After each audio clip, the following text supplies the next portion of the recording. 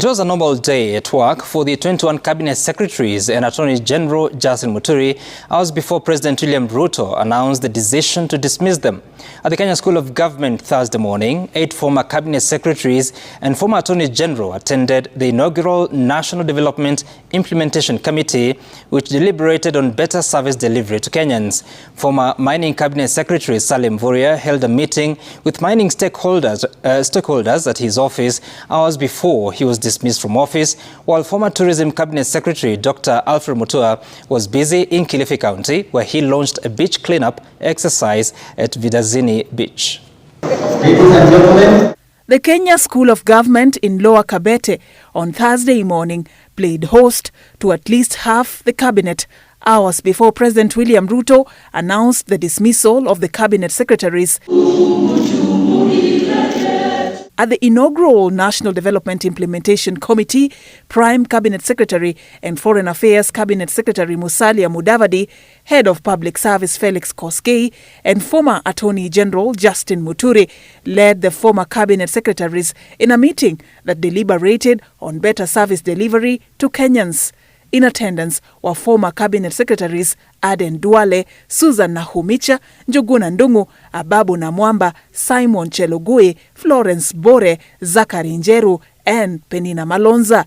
Secretary to the Cabinet, Mercy Wanjau, was also present. Mudavadi urging those gathered to ensure integrity and accountability in executing their mandate. It is time for us to cut our cloth according to our size, through prudent utilization of the available resources and targeted investments in areas of the better programs that realize the best results to the target beneficiaries. Cabinet Secretaries, Principal Secretaries, ladies and gentlemen, accountability remains a cornerstone of our mandate. As public servants, we are trustees on behalf of the people of Kenya, and we remain accountable to the people of Kenya. But to their shock, all the Cabinet Secretaries except Mudavadi will not implement the development plans following the dismissal of 21 Cabinet Secretaries and the Attorney General to allow for formation of a broad-based government. This picture posted at 3:10 p.m. a reminder of their last engagement before they were shown the door. The event came just 2 days after another meeting at Deputy President Rigathi Gachagwa's official residence in Karen, where he chaired a cabinet committee meeting to ensure quicker implementation of cabinet decisions. At the Ministry of Mining, former Mining Cabinet Secretary Salim Vuria was meeting with members of the Kenya Chamber of Mines, where they discussed matters of licensing in the mining sector and plans to embrace a value addition. And part of the reforms that we committed to was to make sure that Kenya has a reliable mining data. And I'm happy to say that that program has now been concluded.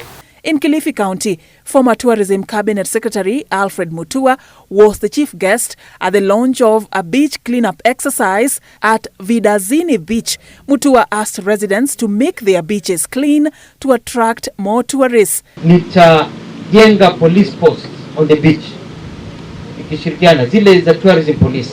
Alafu nawanunulia pia zile quad bikes. Unajua zile motorcycles za miguu minne, quad bikes. Wakuwa wanaweza tembea, wana patrol the beach all the time. A planned tour of the BRT Line 2 along Thika Superhighway by former Roads and Transport Cabinet Secretary Kipchumba Murkomen was cancelled at the last minute, hours before the address by President William Ruto.